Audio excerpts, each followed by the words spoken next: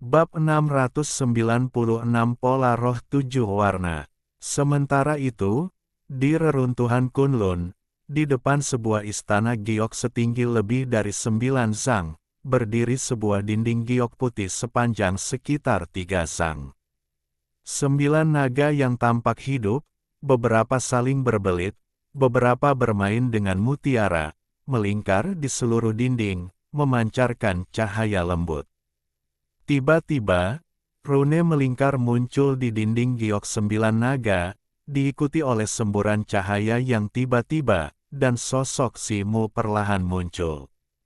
Begitu Simu mendarat, dia memanggil pedang neter biru, memegangnya untuk melindungi dirinya, lalu mengamati sekelilingnya. Saat ini, Yan Luo tidak berada di sampingnya, dan dia tidak tahu kemana dia telah diteleportasi. Di depannya hanya berdiri istana giok yang menjulang tinggi. 2 pintu giok besar istana masih utuh, tetapi plakat giok putih yang tergantung di atas ambang pintu telah jatuh ke tangga di depan istana. Dari plakat yang hancur itu, Simu mengetahui bahwa tempat ini disebut Istana Qingli. Sebuah tembok batu putih tinggi menghalangi sisi kiri gerbang, sementara jalan setapak batu biru selebar 3 zang, yang terjepit di antara kedua tembok, mengarah langsung ke gerbang. Berdiri di depan gerbang, Simu melihat ke arah sisi kanan jalan setapak batu biru. Dia melihat bahwa ujung jalan setapak itu tertutup oleh rumpun bambu hitam, sehingga mustahil untuk mengetahui lokasi pasti atau jarak dari istana Cui Huan tempat dia baru saja berada. Simu menenangkan diri, menyarungkan pedang Qingmingnya, menutup matanya, dan mencoba menghubungi Yan Luo melalui koneksi spiritualnya. Namun, dia mendapati hal itu mustahil. Entah mengapa, meskipun koneksi spiritual mereka tetap ada, koneksi itu terblokir, mencegah komunikasi. Tepat saat itu, Simu tiba-tiba merasakan gelombang energi spiritual di belakangnya.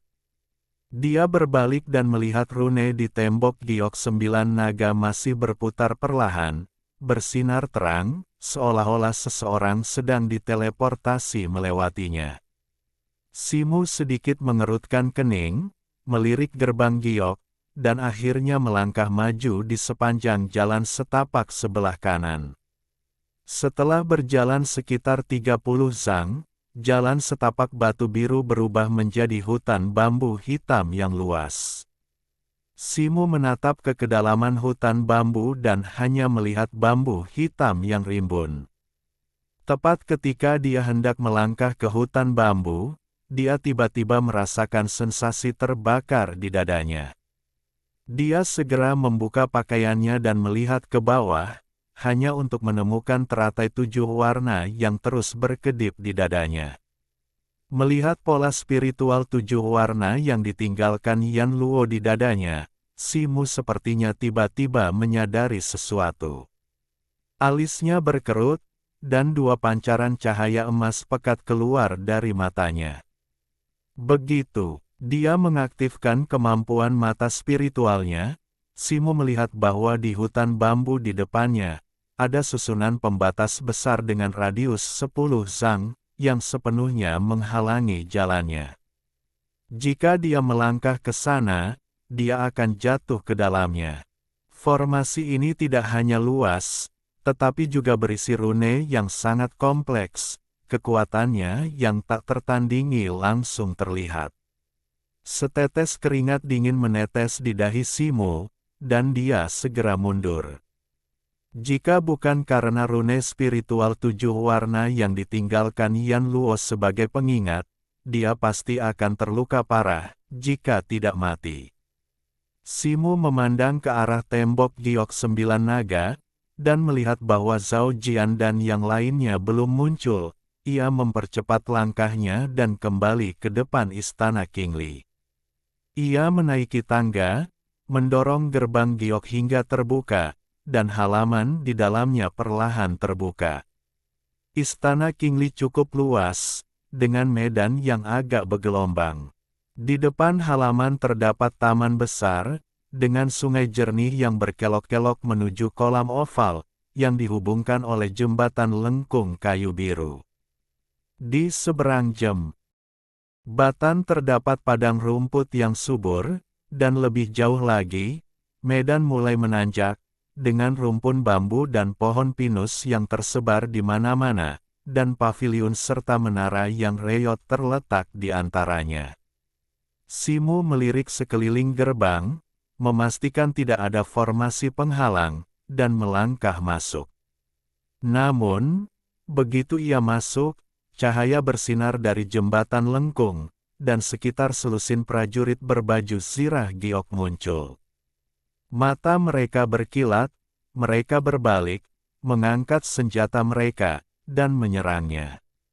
Merasakan aura yang terpancar dari para prajurit ini, Simu mengerutkan kening, peringkat mereka semua berada di tingkat menengah alam surgawi.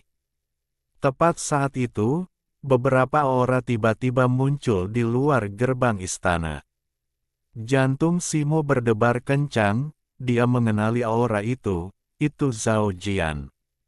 Dia tampak memimpin 4 orang lainnya untuk mengejar.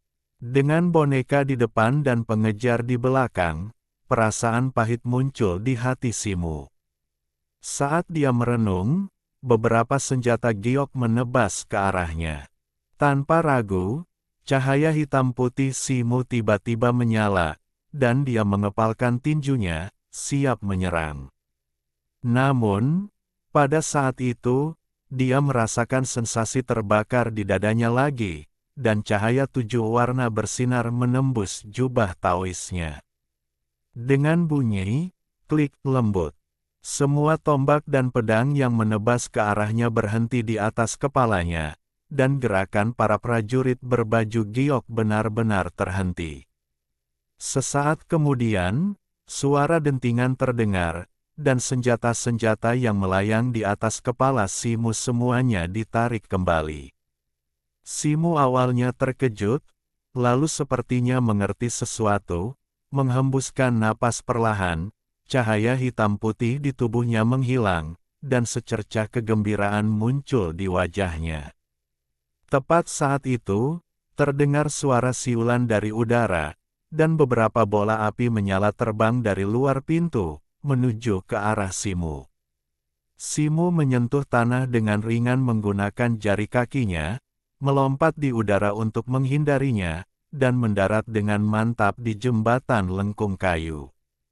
Segera setelah itu, beberapa sosok bergegas masuk melalui pintu.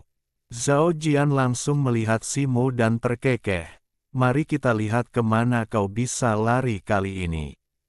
Oh, siapa bilang aku akan lari? Simu tersenyum tenang dan menjawab. Tiba-tiba, tubuh belasan prajurit berbaju zirah giok bersinar, dan senjata mereka yang sebelumnya diturunkan diangkat kembali, menebas ke arah Zhao Jian dan yang lainnya. Hanya boneka dan benda mati, kau pikir kau bisa menghentikanku? Zhao Jian mencibir, menusukkan tombaknya ke depan dan menyerang salah satu prajurit berbaju zirah giok. Sebuah dentang terdengar, prajurit berbaju zirah giok, yang memegang pedang besar, menangkis tombak Zhao Jian dengan tusukan horizontal, lalu membalik pedangnya, melepaskan semburan cahaya hijau cemerlang dari bilahnya. Mata Zhao Jian melebar, dan dia secara naluriah mundur. Pedang besar prajurit berbaju zirah giok itu tiba-tiba melepaskan aura pedang hijau sepanjang 3 kaki, menebas ke arah Zhao Jian. Mata Zhao Jian sedikit berkedut. Alih-alih mundur, dia menerjang ke depan, tombaknya memancarkan cahaya putih saat dia menusukkannya ke depan dengan kuat. Sebuah dentuman yang memekakkan telinga terdengar. Saat ujung tombak Zhao Jian menembus energi pedang hijau, semburan cahaya putih meledak, melepaskan gelombang panas yang membakar dan menghancurkan prajurit berbaju zirah giok dan pedang besarnya menjadi berkeping-keping. Di belakang Zhao Jian, seorang wanita mempesona yang mengenakan jubah merah menyala bersinar terang, dan sesosok hantu matahari raksasa muncul di belakangnya, jelas seorang penyihir tingkat matahari. Saat dia membentuk segel tangan, awan merah menyala berdiameter 10 kaki tiba-tiba muncul di udara. Raungan yang memekakkan telinga bergema, dan awan api itu bergolak hebat, mengirimkan meteor api besar seukuran batu penggiling yang meluncur ke arah para prajurit berbaju zirah giok.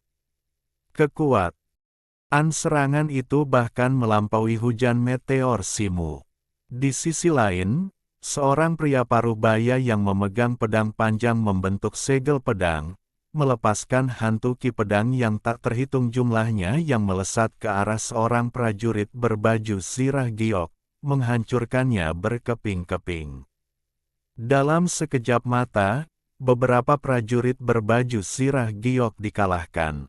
Kalian bisa bertarung sepuasnya, aku pamit, kata Simu, mundur dari kejauhan. Di belakangnya, lebih dari 10 prajurit boneka berlapis giok mendekat. Begitu selesai berbicara, Simu melompat ke udara, sosoknya melewati para prajurit berlapis giok di belakangnya. Para prajurit itu bersiap mengangkat senjata mereka ketika, pada saat itu, cahaya 7 warna samar menyambar dari dada Simu. Para prajurit membeku, gerakan mereka terhenti, dan kemudian semua pandangan mereka beralih ke Zhao Jian dan yang lainnya di belakang mereka. Sialan! Zhao Jian mengumpat pelan sambil menarik tombaknya dari dada seorang prajurit berlapis giok. Pada saat itu, sosok Simu melesat di udara beberapa kali, mendarat di kolam. Jari-jari kakinya menyentuh permukaan air dengan ringan, dan dia melayang lagi, melesat menuju lereng bukit di seberang sungai. Suara cipratan keras terdengar.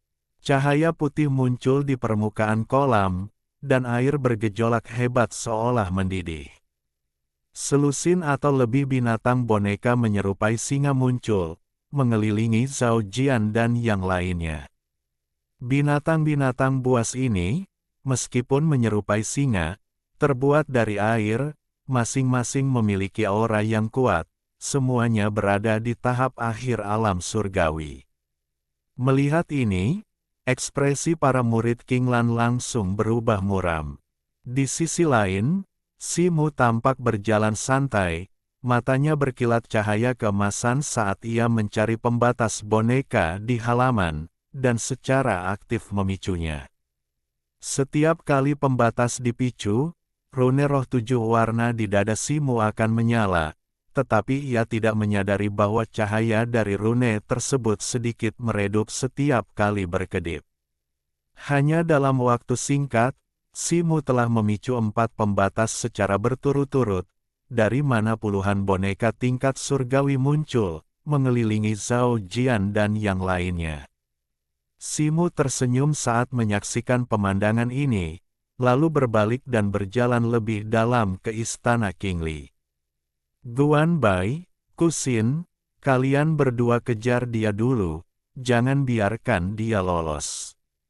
Zhao Jian, tubuhnya memancarkan cahaya hitam dan putih, seorang diri menghalangi beberapa boneka, berteriak keras. Pria paruh baya dan wanita yang memikat itu menjawab, dan setelah beberapa kilatan cahaya, mereka melepaskan diri dari pertempuran dan mengejar Simu. Simu baru saja keluar dari rumpun bambu dan memasuki paviliun giok putih ketika dia merasakan para pengejarnya di belakangnya. Menyadari Zhao Jian tidak ada di antara mereka, hati Simu berdebar. Setelah mengamati rumpun bambu sejenak, dia berjalan menuju istana rendah di dekatnya. Hanya bagian depan istana yang masih utuh, bagian belakangnya telah runtuh sepenuhnya. Simu sengaja berhenti di depan pintu istana, menunggu kedua pengejar itu melihatnya. Baru setelah memastikan mereka telah melihatnya, dia mendorong pintu yang reot itu dan masuk. Bab 697 Menjelajahi Kunlun. Simu menunggu sejenak di dalam aula, lalu pintu aula berderit terbuka, dan aura pedang putih yang bersilangan menyapu masuk. Segera setelah itu, pria parubaya, Guan Bai, memegang pedang panjang perak, melesat masuk seperti hantu. Tatapannya menyapu aula, matanya dipenuhi kewaspadaan. Namun, setelah beberapa saat, kewaspadaan itu berubah menjadi keraguan. Adikku, anak itu tidak ada di aula. Mungkinkah dia sudah melarikan diri keluar? Teriak Guan Bai. Begitu dia selesai berbicara, cahaya biru muda tiba-tiba muncul di balik pilar tidak jauh di depannya, beriak seperti gelombang. Detik berikutnya, sosok Simu tiba-tiba terbang keluar dari tirai air tak terlihat, cahaya putih menyambar tinju kanannya, dan menghantamkannya dengan keras ke arah Guan Bai. Guan Bai terkejut, dengan tergesa-gesa mengayunkan pedang panjangnya, menciptakan banyak bayangan pedang perak, cahaya perak yang cemerlang menjalin menjadi jaring pedang, menghalangi di depannya. Pada saat yang sama, kilatan cahaya perak muncul di tubuhnya, dan sebuah baju zirah perak terwujud, dikelilingi oleh rune yang melindungi area vitalnya, termasuk dada dan perutnya. Momentum serangan Simu tidak goyah sedikit pun, dan cahaya putih di tangannya menjadi 2 kali lebih terang. Dengan suara boom yang memekakkan telinga, jaring pedang perak itu terpelintir dan hancur berkeping-keping saat menyentuh cahaya putih tersebut. Namun, tinju kanan Simu tidak berhenti dan langsung menghantam dada Guan Bai. Adegan ini, yang tampaknya berlangsung lama, sebenarnya terjadi dalam sekejap mata. Kusin bahkan tidak sempat menjawab pertanyaan Guan Bai sebelum dia melihat pintu istana hancur dan tubuh Guan Bai terlempar keluar seperti karung yang robek. Melihat baju zirah yang hancur dan lubang hangus di dada Guan Bai, dia berteriak kaget. Ini, teknik mendalam 9 revolusi. Siapa sebenarnya kau? Kau bersikeras mengejarku sampai mati, jadi jangan salahkan aku, kata Simu, melangkah keluar dari istana. Melihat Guan Bai, yang kekuatannya melebihi dirinya, mati dengan cara yang mengerikan, wajah Kusin sedikit pucat. Dia mundur beberapa langkah, tangannya dengan cepat membentuk segel tangan. Tiba-tiba, langit di atas Simu menjadi gelap, dan gumpalan besar awan api merah tua melayang masuk, disertai dengan gemuruh guntur. Kusin mengeluarkan teriakan tajam, dan di belakangnya, titik-titik cahaya terbang ke awan api, menyebabkan sejumlah besar meteorit berapi jatuh. Simu melangkah maju, melambaikan tangannya, dan panji kristal biru terbang keluar, tiba-tiba meledak dengan sejumlah besar cahaya biru kehijauan. Dinding air yang besar dan sedikit melengkung menutupi kepala Simu, melindunginya di bawahnya. Boom! Serangkaian suara gemuruh yang sangat besar terdengar. Puluhan batu berapi menabrak dinding air seolah-olah ke laut dalam, memercikkan semburan air yang besar sebelum terdiam. Sesaat kemudian, semua meteorit berapi mendarat. Kecuali area yang ditutupi oleh dinding air, tidak ada tempat yang utuh di sekitar Simu. Aula rendah di belakangnya telah runtuh sepenuhnya, menjadi reruntuhan. Simu mengangkat alisnya, dan dengan sekali kibasan panji kristal birunya, dinding air raksasa itu melonjak mundur, menghantam Kusin. Tangan Kusin bergerak cepat di depannya, dan sebuah cermin perunggu bundar berwarna merah tua muncul dari kehampaan. Simu meliriknya dan melihat bahwa cermin perunggu itu sebesar kepala manusia, ditutupi pola api, tampaknya merupakan senjata sihir tingkat rendah. Dengan desisan, bola api merah tua yang besar menyembur dari cermin perunggu bundar itu, membentuk dinding api besar di udara, bertabrakan dengan keras dengan dinding air Simu. Saat air dan api bertemu, suara mendesis segera memenuhi udara, dan gumpalan kabut putih besar naik. Tatapan Simu menajam, dan semburan cahaya hitam tiba-tiba bersinar dari tangan kirinya. Gumpalan energi putih yang dingin memancar darinya dan menghantam dinding air. Serangkaian suara retakan bergema di udara. Dinding air biru itu seketika membeku menjadi es padat, dan suhu di titik persimpangan dinding api anjlok dengan cepat padam. Raungan yang memekakkan telinga menyusul. Dinding es raksasa menekan api, menghantam tanah, menciptakan kawah besar berdiameter 10 kaki. Kristal es yang tak terhitung jumlahnya berhamburan ke segala arah, dan sosok Kusin terperangkap dalam ledakan itu, terlempar ke belakang. Saat dia mendarat, sebelum dia sempat menyeimbangkan diri, sebagian pedang Qian menembus dadanya. Dengan suara plop yang lembut, pedang Azure Nether muncul dari tubuhnya, melesat kembali ke tangan Simu. Simu melirik kedua mayat itu, lalu dengan lambaian tangannya, dua cincin penyimpanan terbang ke telapak tangannya. Kemudian, dia mengambil pedang panjang perak dan cermin perunggu merah tua dari tanah, tanpa repot-repot memeriksanya lebih dekat. Dia kemudian memanggil dua bola api, membakar mayat itu sebelum berbalik dan menuju ke belakang istana Qingli. Sekitar setengah jam kemudian, Zhao Jian, bersama dengan dua murid Qinglan lainnya, tiba di dekat istana bawah. Mereka bermaksud untuk langsung lewat, tetapi Zhao Jian tiba-tiba berhenti. Alisnya berkerut. "Kakak senior Zhao, ada apa?" tanya seorang pria iblis berambut merah dan bertelinga runcing dari belakangnya. Zhao Jian tidak berbicara, tetapi menunjuk dahinya dengan satu tangan. Garis vertikal di antara alisnya tiba-tiba terbuka, memperlihatkan mata vertikal perak yang kabur, yang mengamati sekitarnya.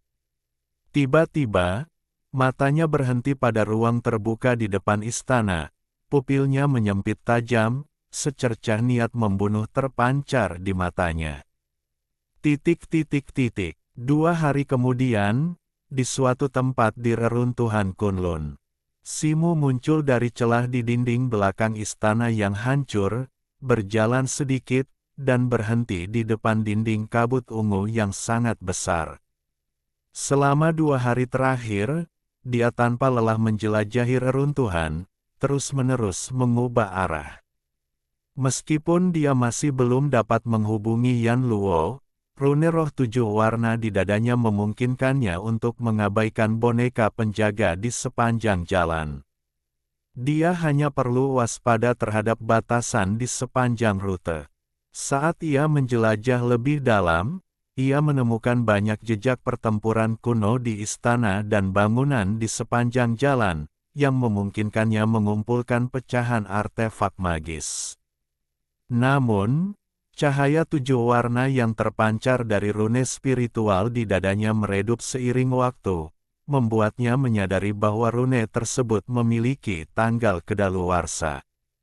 Ia memperkirakan bahwa kecuali Zhao Jian dan yang lainnya memiliki cara lain, mereka seharusnya tidak dapat mengejarnya. Simu mendongak ke arah dinding kabut ungu yang menjulang ke langit, alisnya sedikit mengerut. Kabut itu tampak biasa saja, tetapi indera ilahinya terus-menerus ditolak saat menembusnya. Ia merenung sejenak, lalu dengan jentikan pergelangan tangannya, cermin perunggu merah tua yang sebelumnya ia peroleh langsung muncul. Saat Simu membuat segel tangan, pola api pada cermin perunggu menyala, dan bola api merah tua melesat keluar, menghantam dinding kabut ungu. Dengan suara "wosh", Gumpalan kabut ungu tiba-tiba melesat keluar, langsung menelan api tersebut. Hampir dalam sekejap, api itu padam dan menghilang sepenuhnya. Simo mengerutkan kening, pandangannya mengikuti dinding kabut ungu ke kiri dan kanan. Dinding kabut membentang hingga cakrawala, tetapi dia tidak melihat pintu masuk. Tanpa ragu, dia melangkah maju dan berjalan di sepanjang dinding kabut ungu ke kanan. Dia berjalan hampir setengah hari, dan tepat ketika Simo hendak berbalik, sebuah istana giok putih besar akhirnya muncul di hadapannya. Setelah diperiksa lebih dekat, Simo melihat bahwa istana giok putih itu tingginya lebih dari 10 zang, sebagian besar tersembunyi di dalam kabut ungu, memperlihatkan sebuah pintu kosong. Tidak ada kabut ungu di dalamnya, tetapi cahaya samar terpancar darinya. Cahaya keemasan berkedip di mata Simo saat dia melirik ke pintu. Karena tidak melihat batasan atau susunan sihir, dia melangkah masuk ke pintu. Pintu itu gelap gulita, hanya ada cahaya samar di ujungnya. Dia dengan hati-hati berjalan menuju cahaya itu. Saat itu, Simo tiba-tiba merasakan sesuatu yang kabur di depan matanya, dan melihat cahaya di depannya tampak membesar dengan cepat. Dia segera tersadar, tubuhnya menyala dengan cahaya saat sisik emas muncul, dan baju besi air biru pucat menyelimutinya. Suara, dentuman, teredam terdengar. Sebuah tombak berapi, yang mengeras dari api merah tua, menghantam dada Simo. Percikan api beterbangan kemana-mana, dan cahaya pada baju zirah airnya berkedip dan bergelombang, berusaha meredam kekuatan yang sangat besar. Namun, sebelum baju zirah air itu sepenuhnya menetralkan kekuatan tombak tersebut, cahaya ungu menyambar di dalam ambang pintu. Sebuah bola listrik ungu, sebesar kepala manusia, mendesis saat melesat keluar dari ambang pintu, menghantam tempat tombak api itu menghantam. Suara, ledakan, yang memekakkan telinga menyusul. Bola listrik ungu itu meledak di dada Simo, menyebarkan cahaya biru, merobek puluhan sisik emas, dan menghancurkan baju zirah air dan sisik totemnya secara bersamaan. Simo mengeluarkan erangan teredam, terlempar ke belakang dari istana. Pakaiannya berubah menjadi abu di bagian dada, memperlihatkan bercak kulit besar yang meneteskan darah. Tapi kemudian, cahaya biru menyambar dari luka itu, dan pola kayu muncul di atasnya, membuatnya tampak seperti sepotong kulit pohon biru. Luka itu sembuh dengan kecepatan yang terlihat. Begitu Simo mendarat, ia langsung berdiri dengan salto, anggota tubuhnya terasa sedikit mati rasa. Tepat saat itu, seekor binatang boneka berkepala 3 singa bergegas keluar dari ambang pintu. Tingginya lebih dari 3 zang, tubuhnya berkilauan dengan cahaya, dan auranya mencapai tahap akhir alam surgawi, tampak sangat kuat. Tatapan Simo menajam, dan ia menghela napas dalam hati. Tampaknya pola spiritual 7 warna di dadanya tidak lagi dapat memancarkan cahaya spiritual 7 warna yang membuat boneka penjaga tempat ini mundur. Saat ia merenung, dadanya sekali lagi tertutup sisik emas dan pelindung air, dan cahaya putih samar bersinar dari tinju kanannya. Tepat saat itu, binatang boneka itu menerjang keluar dari ambang pintu. Kepalanya membuka mulutnya dan melepaskan tombak api merah tua yang melesat ke arah Simo. Simo mengayunkan tinju kanannya, mengirimkan bayangan tinju putih menyala yang mengenai tombak api tersebut. Sebuah suara, bang, keras terdengar. Percikan api beterbangan kemana-mana, dan tombak api itu langsung hancur berkeping-keping. Namun, segera setelah itu, bola listrik ungu kembali menyambarnya. Simu menyentuh tanah dengan ujung kakinya, mundur beberapa langkah, dan dengan jentikan pergelangan tangannya, ia meraih tongkat besi Rui. Ia menusukkan tongkat itu ke depan, ujungnya menghantam bola listrik dengan suara boom yang keras. Bola listrik ungu itu meledak, mengirimkan semburan petir yang menyebar ke segala arah. Segera setelah itu, cahaya terang muncul di tangan Simu, dan api putih menyembur keluar, seketika menyelimuti seluruh tongkat besi. Sosoknya bergerak maju, melompat dengan langkah besar. Tongkat panjang di tangannya mengeluarkan cahaya dan bayangan putih, dan ia menghantam boneka singa berkepala 3 dengan kekuatan seperti gunung yang runtuh. Bab 698 Patung di Istana Baoyue. Menghadapi serangan dahsyat Simu, boneka singa berkepala 3 itu tetap tak gentar, menyerbu ke arahnya. Ketiga kepalanya serentak terangkat, membuka rahangnya yang besar. Api merah tua dan pancaran ungu meletus secara bersamaan, berputar-putar di udara dengan bilah angin emas, berubah menjadi tornado 3 warna setinggi 3 sang yang menyapu ke arah Simu. Simu mengeluarkan teriakan rendah, tangannya berkilauan dengan cahaya hitam dan putih. Api putih yang sebelumnya berputar-putar di tongkatnya langsung berubah menjadi cahaya abu-abu kabur, melanjutkan hantaman kerasnya. Boom! Serangkaian raungan yang memekakkan telinga bergema saat tornado 3 warna itu berputar dan menggeliat di bawah bayangan tongkat abu-abu hingga menghilang. Hamparan besar cahaya emas hancur, kilat ungu bergemuruh, dan semburan api terbang keluar. Gelombang kejut besar menyapu keluar, menyebabkan dinding kabut ungu di sekitarnya bergelombang. Lengan Simu bersinar lebih terang dengan cahaya hitam dan putih, tongkatnya melanjutkan serangannya yang tanpa henti, menghantam boneka binatang itu. Dentuman yang memekakkan telinga bergema. Di bawah cahaya abu-abu, tubuh boneka binatang itu hancur seketika, lalu remuk menjadi debu dan lenyap dalam kabut abu-abu yang berputar-putar. Setelah mendarat, Simu mengeluarkan 2 pil dan menelannya, menghela napas panjang. Dia melirik sekeliling, lalu, sambil memegang gada besinya di satu tangan, berjalan masuk ke istana.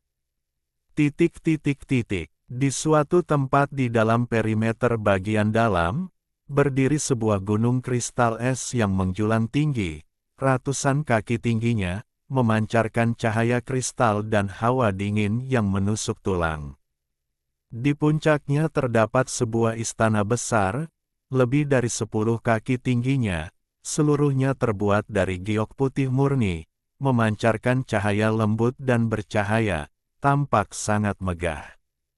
Namun, permukaannya dipenuhi retakan bergerigi, dengan celah yang bahkan terlihat di banyak tempat.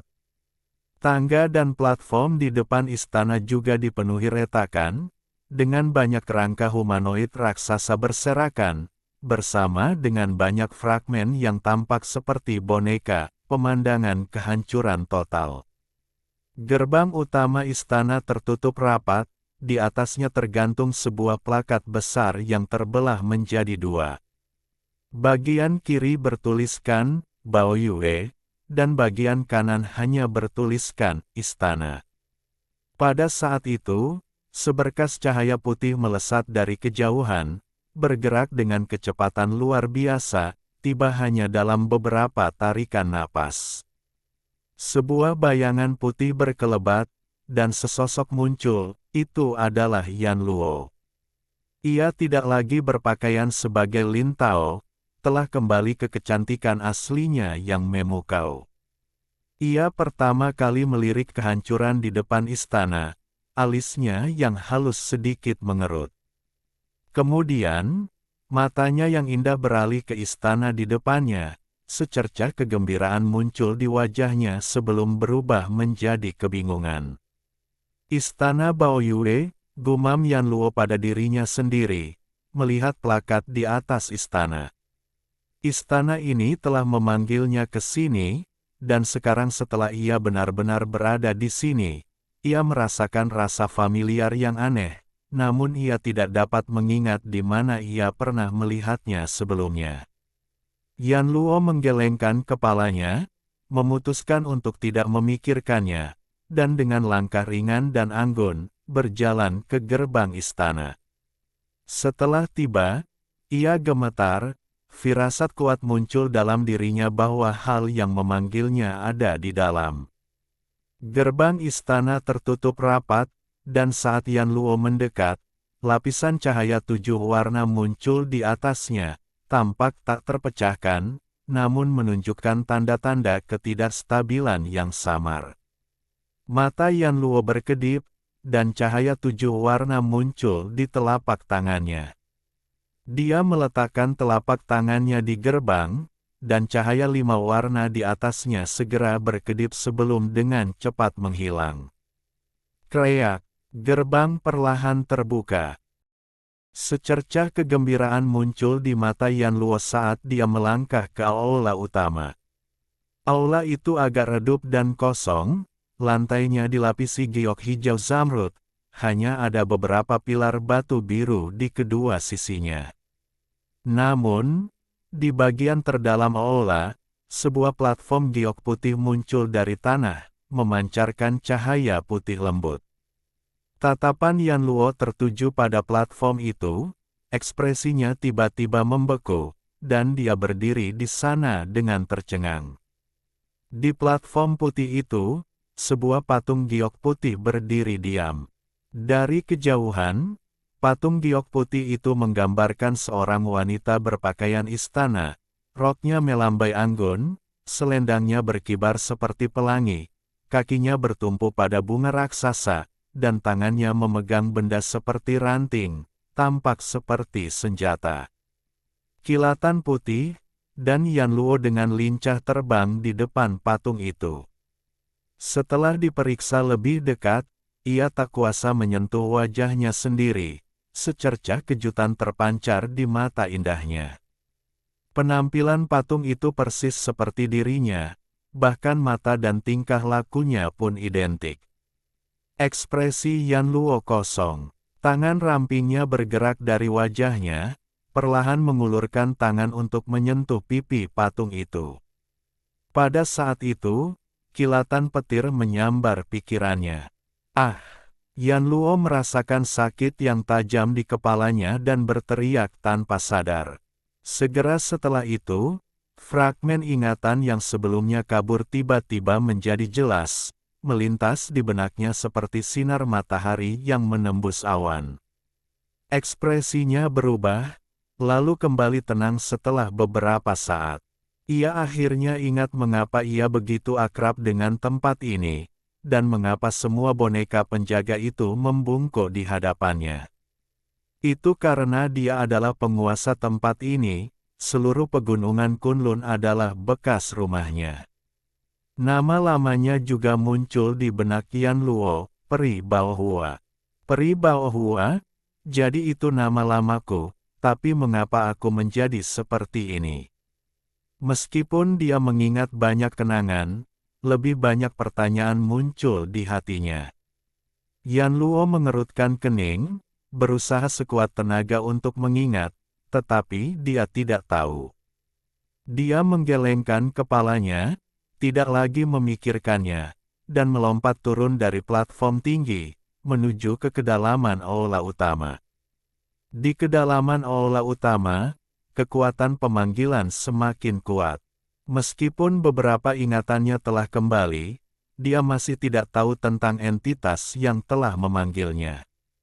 Di belakang aula utama terdapat koridor panjang yang remang-remang. Di ujung koridor, sebuah gerbang cahaya putih berkilauan dengan tenang. Tanpa ragu, Yan Luo melangkah masuk ke gerbang cahaya. Segera setelah itu, pemandangan di depannya berubah, dan dia muncul di sebuah lembah kecil.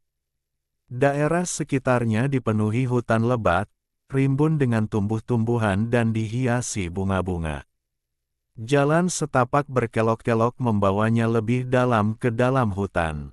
Dari kedalaman hutan, terdengar kicauan burung yang samar, dan seluruh lembah memancarkan suasana ketenangan. Yan Luo mengikuti jalan setapak itu, berbelok beberapa kali sebelum mencapai ujungnya.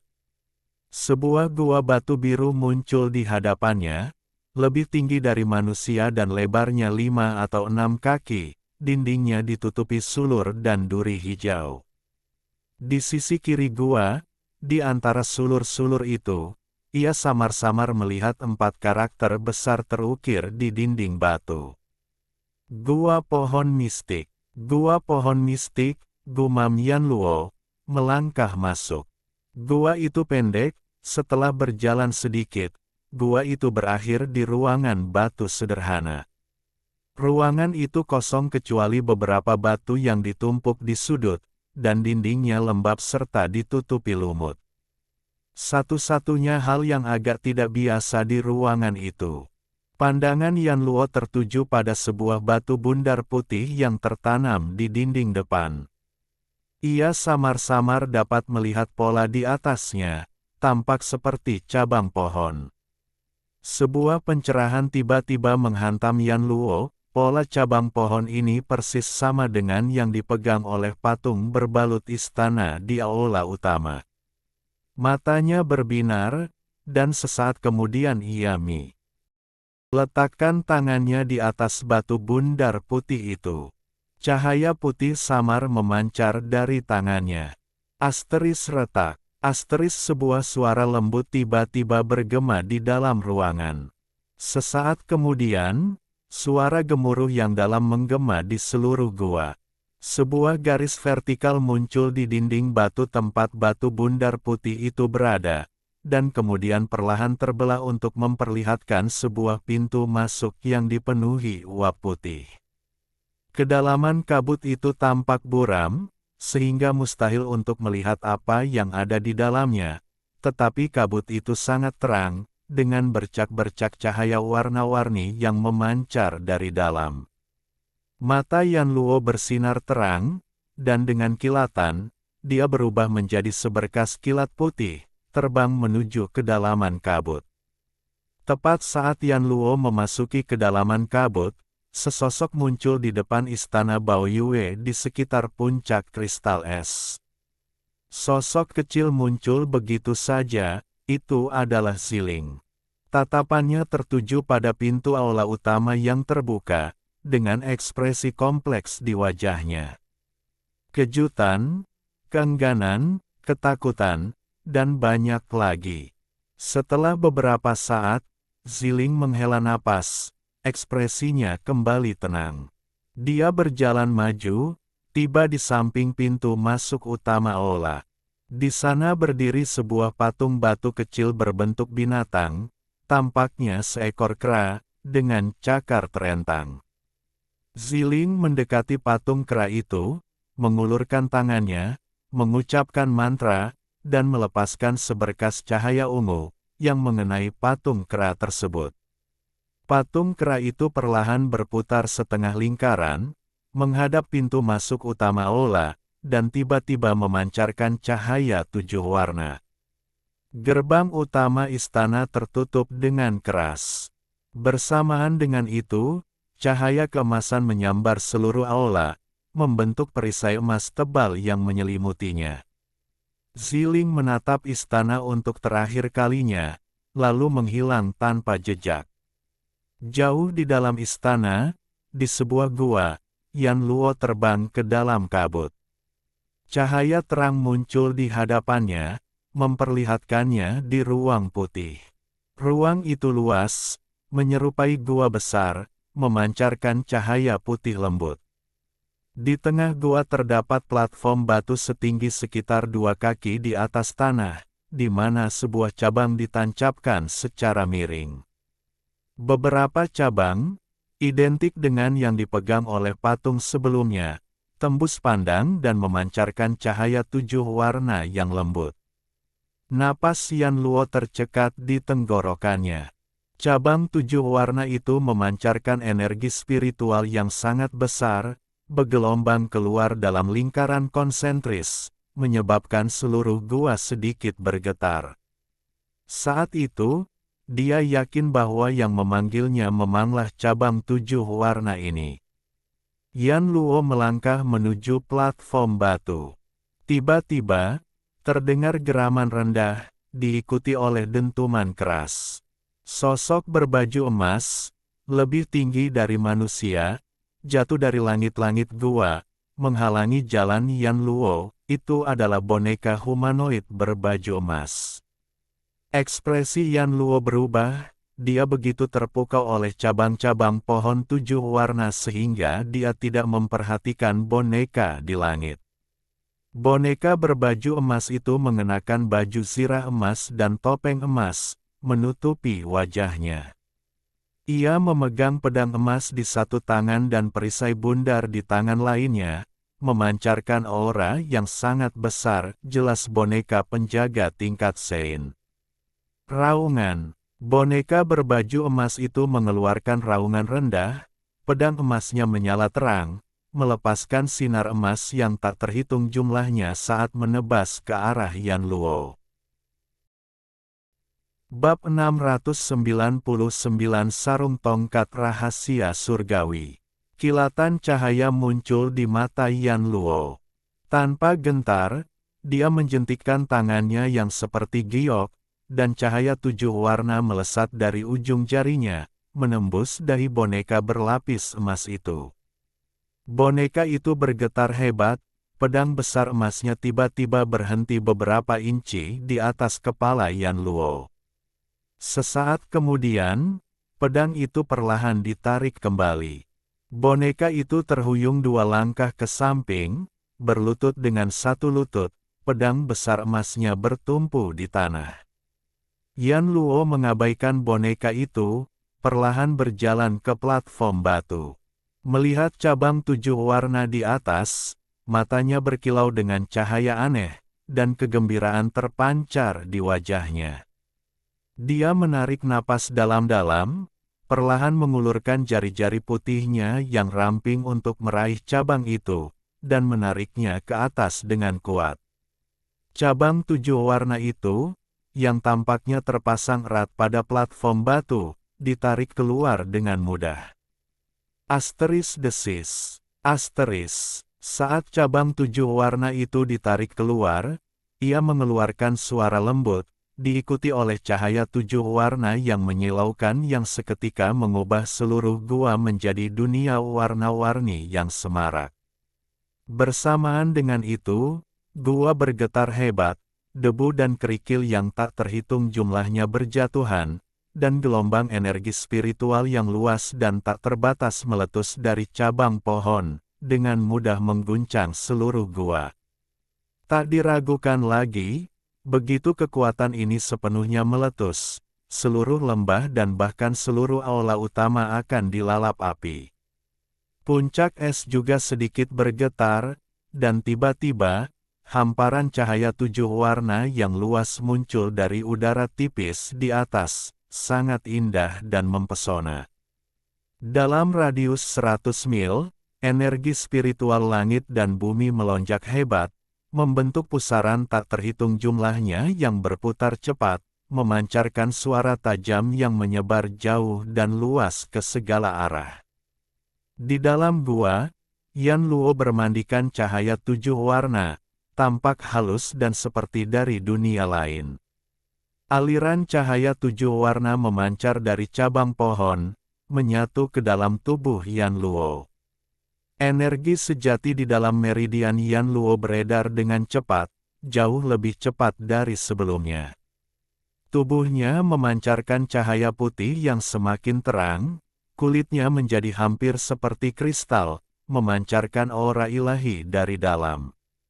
Energi sejatinya berputar beberapa kali dengan cepat sebelum tiba-tiba melonjak ke dantiannya, menyatu dengan inti emas di dalamnya.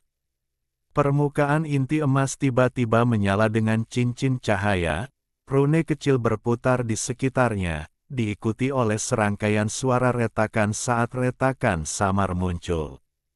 Pola spiritual hitam berbentuk teratai di antara alis Yan Luo bersinar terang, dan hantu bunga putih raksasa muncul di belakangnya, kelopaknya melengkung ke dalam untuk mengangkat tubuhnya. Yan Luo duduk bersila di atas bunga putih itu, cabang 7 warna bertumpu di lututnya, sedikit kejutan terlintas di wajahnya yang cantik. Beberapa saat sebelumnya, cabang 7 warna itu telah mentransmisikan sejumlah besar energi, menyebabkan embrio suci di dalam dirinya, yang gagal menembus peringkat Sein terakhir kali, bergerak sekali lagi. Yan Luo menutup matanya, pikirannya langsung menjadi sangat tenang, tubuhnya diselimuti cahaya 7 warna. Pada saat ini, Si Mu sedang berjalan di jalan batu putih selebar sekitar 10 kaki, dengan istana dan paviliun menjulang tinggi berdiri di kedua sisinya. Belum lama ini, setelah membunuh boneka singa berkepala 3, tidak ada lagi rintangan di istana. Dia berjalan tanpa hambatan sekitar 100 kaki sebelum tiba-tiba diteleportasi ke sini dalam cahaya putih. Dia menduga bahwa jika area sebelumnya adalah perimeter luar Kunlun, ini seharusnya adalah perimeter dalamnya. Melihat sekeliling, meskipun istana dan paviliun di sini juga dalam reruntuhan, eksteriornya masih relatif utuh, dan desainnya jauh lebih megah daripada istana sebelumnya. Setiap bangunan diukir dengan pola yang indah dan binatang roh yang aneh, dan eksteriornya ditutupi dengan lapisan cahaya yang berkilauan. 2 hari kemudian, sosoknya muncul di depan sebuah halaman yang disebut Paviliun Giok Ungu. Karena kurangnya rune roh 7 warna, kecepatan kemajuan Si Mu sangat terpengaruh selama 2 hari terakhir. Dia hanya menjelajahi sebagian besar istana yang dilewatinya setelah berulang kali memastikan bahwa formasi pelindung di dalamnya tidak efektif atau hancur. Meskipun begitu, dia masih secara tidak sengaja memicu formasi penyembunyian 2 kali, dan sekali dia bahkan dikepung oleh lebih dari 30 boneka tingkat surgawi, nyaris tidak berhasil melarikan diri. Berdiri di depan gerbang paviliun Giok Ungu, mata Si Mu berkilat cahaya keemasan saat dia melihat ke halaman. Di dalam gerbang terdapat plaza putih yang luas, di atasnya berdiri patung kuali batu bundar setinggi sekitar 10 sang. Di sekitar kuali, tanahnya dipenuhi parit yang sangat dalam, memutus beberapa pola formasi. Selain itu, ada lebih dari 10 tumpukan pecahan boneka yang tersebar di sekitarnya. Pemandangan kacau di halaman itu jelas bukan baru-baru ini, melainkan konsekuensi dari bencana alam lebih dari 1000 tahun yang lalu.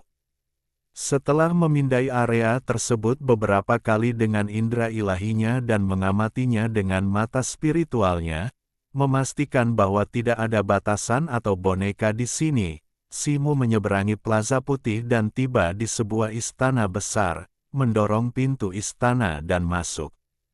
Begitu masuk, Si Mu merasakan gelombang kehangatan menyelimutinya. Dia mengangkat alisnya dan mengamati aula.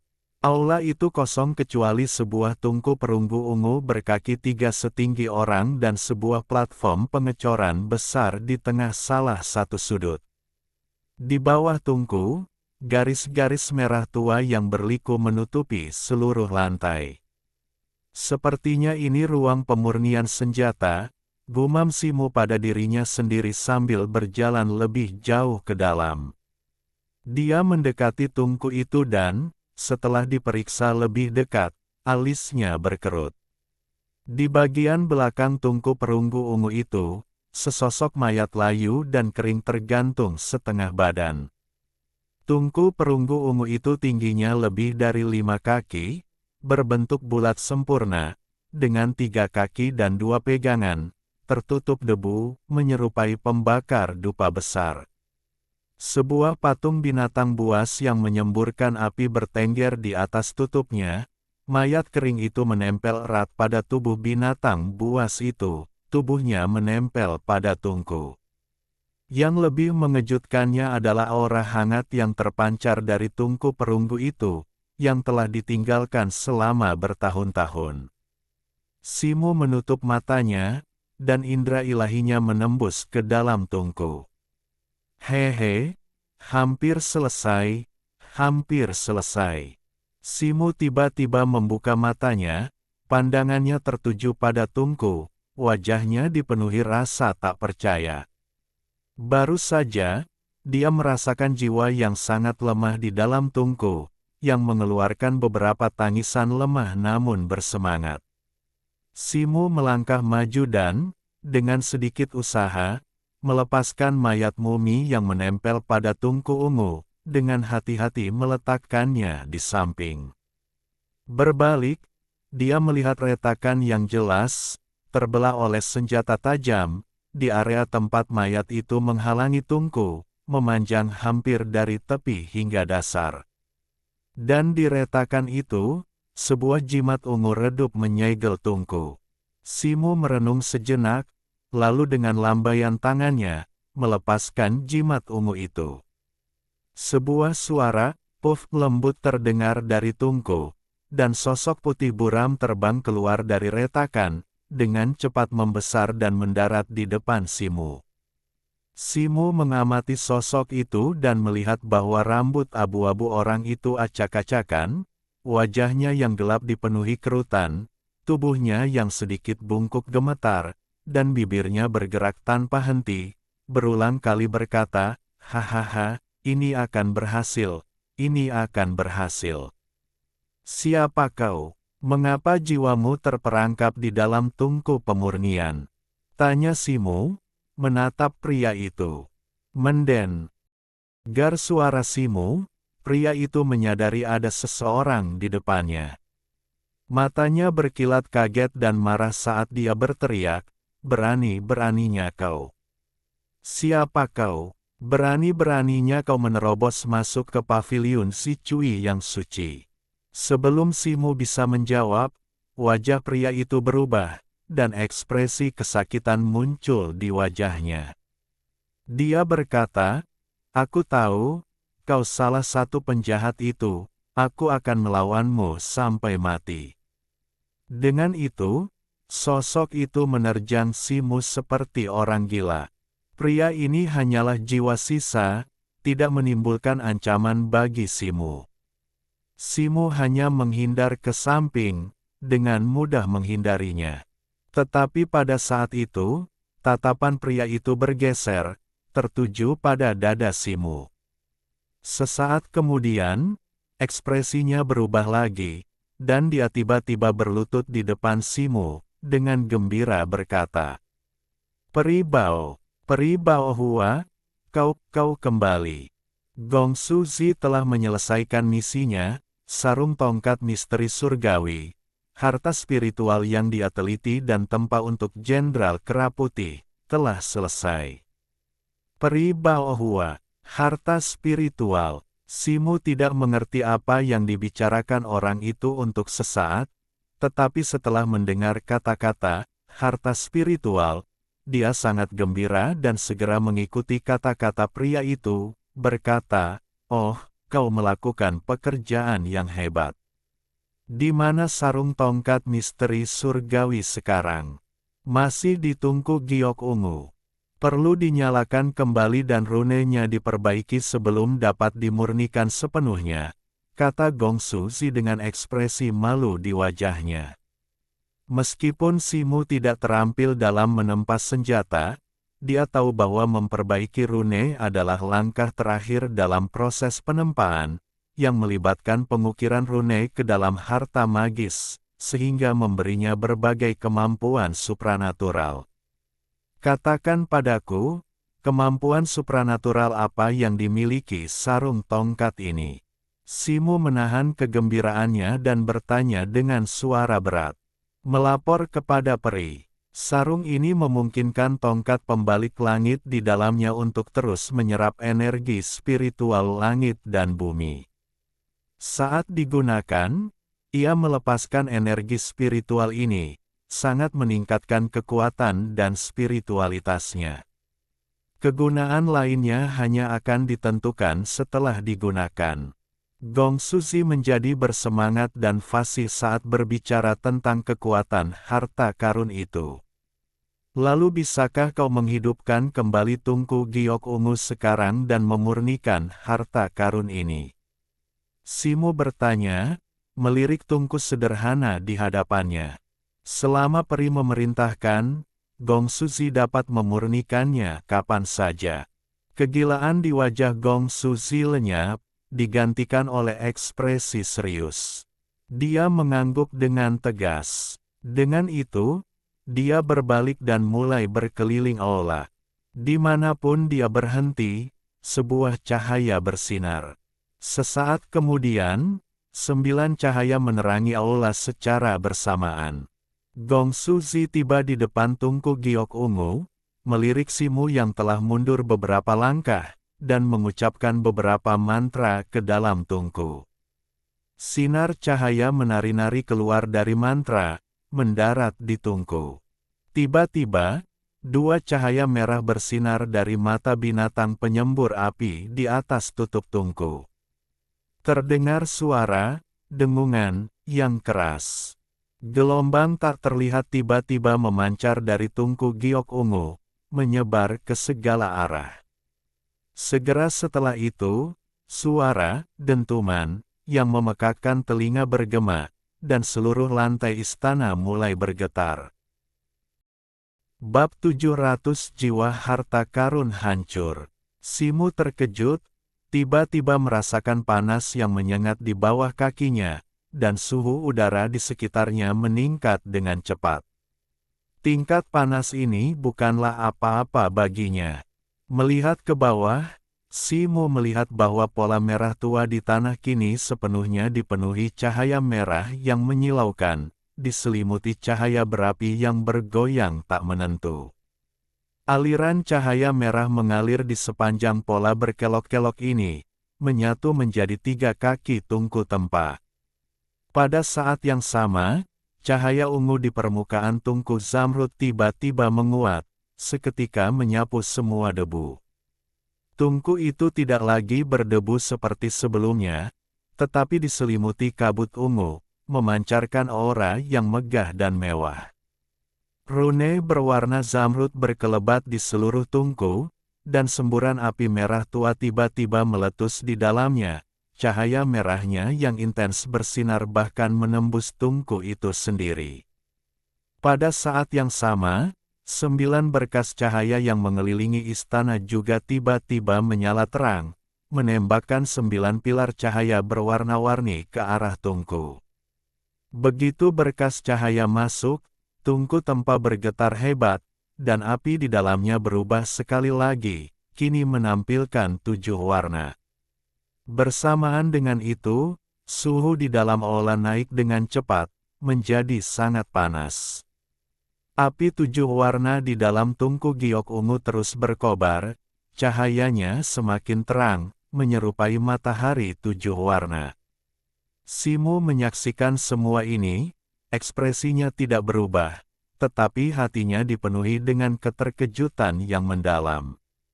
Tepat saat itu, jiwa ilahi Gong Suzi tiba-tiba naik ke tanah, tiba tepat di atas tungku giok ungu. Tatapannya terfokus pada tungku, cahaya yang penuh semangat berkilat di matanya. Saat dia berteriak, Gong Suzi menempas senjata dengan tubuhnya, dan mendirikan jimat dengan jiwanya. Mulai hari ini dan seterusnya, tidak ada penyesalan. Dengan itu, jiwa ilahinya lenyap dalam sekejap, menyatu dengan api tungku di depan mata Simu yang tercengang. Suara, gemuruh, guntur yang memekakkan telinga bergema. Sinar cahaya emas yang besar mengalir turun dari langit, meledakkan lubang besar di atap aula utama paviliun giok ungu, dan menghantam tungku giok ungu. Tungku berwarna ungu kehijauan itu seketika diselimuti cahaya keemasan yang menyilaukan, menjadi benar-benar tembus pandang dan putih. Simu mendongak melalui lubang di langit-langit aula utama dan melihat awan putih tebal yang besar berarak liar, sepenuhnya menutupi langit di atas aula, dari mana pilar cahaya keemasan itu turun. Gerakan yang tidak biasa seperti ini. Aku bertanya-tanya apakah ini akan menarik perhatian orang lain. Simu khawatir, dan dengan cepat melepaskan indera ilahinya, meliputi area seluas puluhan mil. Tiba-tiba, dia merasakan fluktuasi energi spiritual yang hebat dan segera mengarahkan pandangannya ke arah tungku ungu kehijauan itu. Dia melihat rune kuno muncul di dalam cahaya keemasan di tungku, jatuh ke dalamnya. Dengan suara dengungan, tungku itu bergetar, dan pilar cahaya keemasan secara bertahap memudar, akhirnya menghilang.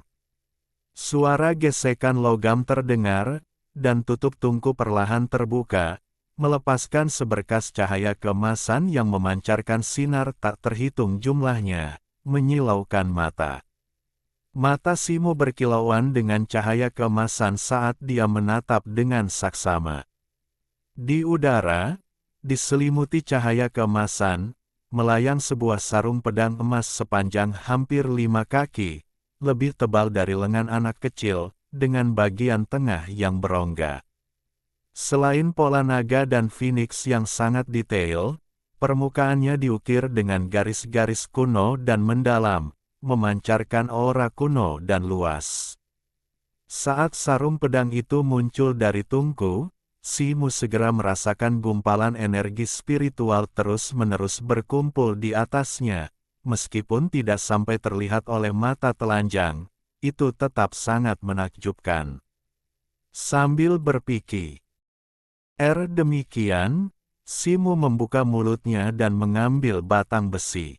Kemudian, dia melambaikan tangannya ke arah sarung pedang emas itu, dan seberkas cahaya putih berliku-liku dari tangan kirinya, melilit sarung pedang dan menariknya turun dari puncak tungku berwarna ungu kehijauan. Simu mengulurkan tangan dan menggenggam sarung pedang itu, tangannya sedikit turun, dan dia merasakan beratnya yang luar biasa. Ia menyesuaikan panjang dan ketebalan tongkat besi Ruyi, lalu memposisikan ujungnya di lubang sarung pedang, memasukkannya dengan bunyi, klik, hanya menyisakan sekitar 1 kaki yang menonjol.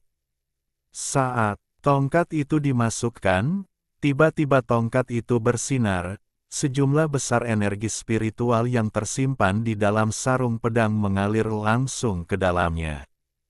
Sebuah pikiran terlintas di benak Simu, ia melambaikan tangannya, dan setumpuk kecil batu spiritual kelas atas jatuh ke tanah. Ia melangkah maju dan, dengan bunyi, dentang, memasukkan tongkat itu, bersama dengan sarungnya, ke dalam tumpukan batu spiritual.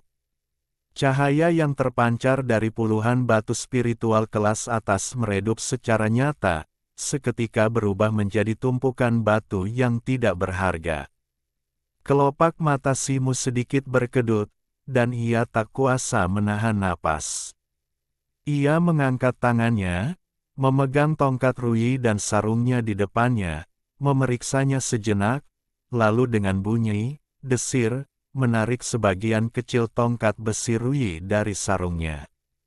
Seketika itu, hamparan cahaya keemasan yang luas meluap dari tongkat itu, dan energi spiritual yang sangat kuat meresap darinya, mengubah setengah dari tongkat itu menjadi emas. Simu sangat gembira, merasa bahwa apa yang dipegangnya bukan lagi senjata spiritual, tetapi harta sihir tertinggi yang mengandung kekuatan luar biasa dan kehebatan yang tak tertandingi. Dia mengelus sarung emas yang berkilauan itu sejenak, lalu dengan lembut memasukkan kembali tongkat besi itu ke dalam sarungnya. Begitu tongkat besi itu kembali ke sarungnya, cahaya keemasan itu lenyap, dan tekanan spiritual yang sangat besar yang muncul sebelumnya juga menghilang. Dengan sebuah pikiran, tongkat besi Rui milik Simu langsung memendek dan menyusut. Yang mengejutkannya, tidak hanya tongkat besi itu yang menyusut, tetapi bahkan sarungnya pun ikut menyusut. Simu merenung sejenak, lalu cahaya terang muncul di telapak tangannya, dan tongkat besi serta sarungnya menghilang secara bersamaan. Pada saat yang sama, cahaya bersinar di dantian Simu, dan sebuah tongkat besi kecil muncul di dalamnya. Setelah menyelesaikan semua ini, dia tidak lagi membahas lebih lanjut tentang kegunaan luar biasa dari tongkat dan sarungnya. Sebaliknya, dia berbalik untuk pergi. Meskipun dia belum mendeteksi siapapun yang mendekat dalam jangkauan indera ilahinya, keributan yang dia buat sebelumnya terlalu besar, dan tidak dapat dihindari bahwa itu akan menarik perhatian orang lain jika dibiarkan begitu saja. Namun, begitu dia berbalik, dia menarik kakinya kembali. Dia berbalik dan berjalan menuju Tungku Giok Ungu.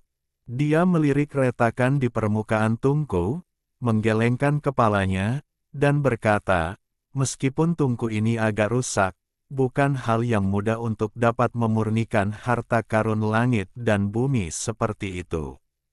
Sangat disayangkan meninggalkannya di sini. Dengan pikiran ini, sebuah cahaya berkilat di tangan Simu, dan seberkas cahaya menyapu, menyelimuti Tungku Giok Ungu dan menyimpannya. Dia mengalihkan pandangannya dan melihat lagi mayat yang telah dia sisihkan. Jelas tanpa perlu menebak bahwa ini tidak diragukan lagi adalah sisa-sisa Gong Susi.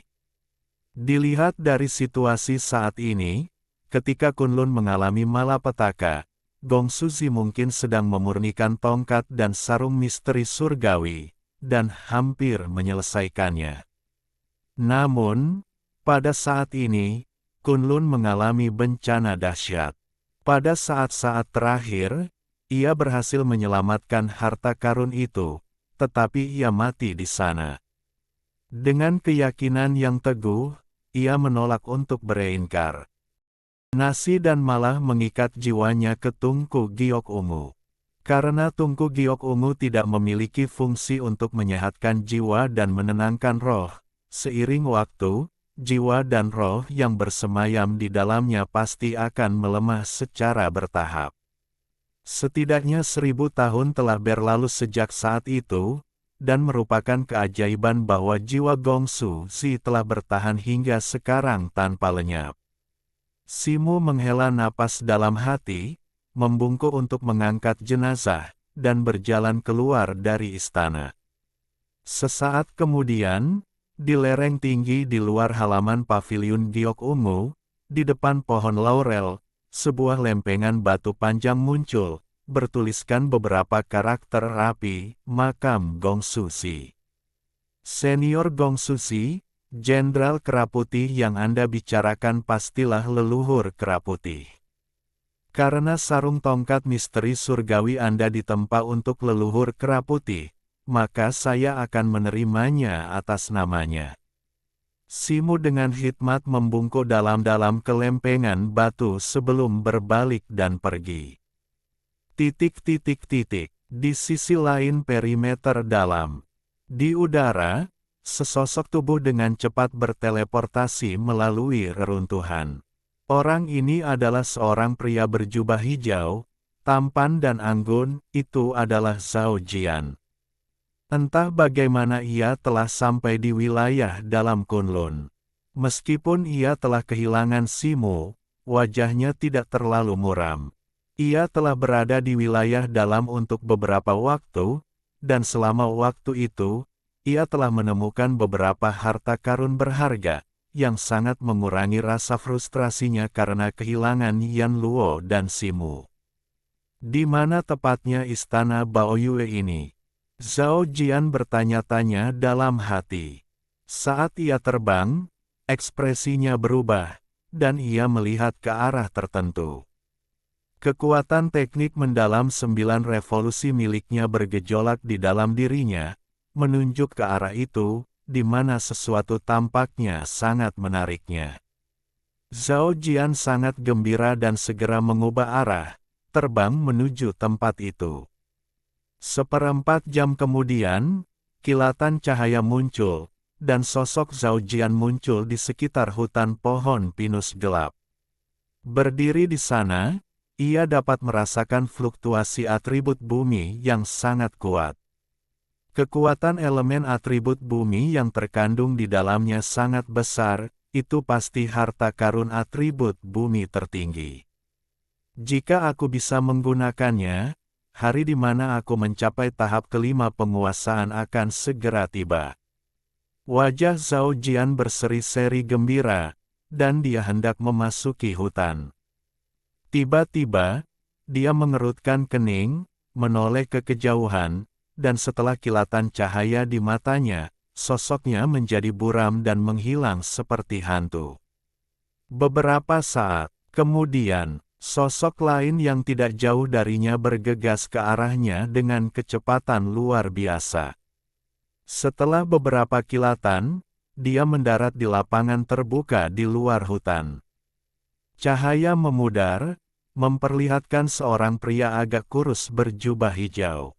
Dilihat dari pakaiannya, orang ini juga seorang murid dari Tanah Suci Anggrek Biru, dengan kultivasi alam surgawi tingkat lanjut. Fluktuasi atribut bumi yang begitu kuat. Meskipun teknik mendalamku belum mencapai tingkat seperti itu, aku pasti akan dapat menggunakannya di masa depan. Pemuda kurus itu sangat gembira dan bergumam beberapa kata. Dia mengeluarkan teriakan rendah, dan cahaya hijau menyilaukan tiba-tiba bersinar dari tubuhnya. Dengan suara, "Wosh!" senjata sihir melingkar berwarna cian muncul di tangannya, berputar cepat saat menebas ke arah pembatas di luar aula utama. Namun, yang tidak disadari oleh pemuda kurus itu adalah bahwa di balik reruntuhan yang tidak jauh di belakangnya, sosok Zhao Jian perlahan muncul, matanya memancarkan cahaya dingin, dan tangannya memancarkan cahaya hitam dan putih.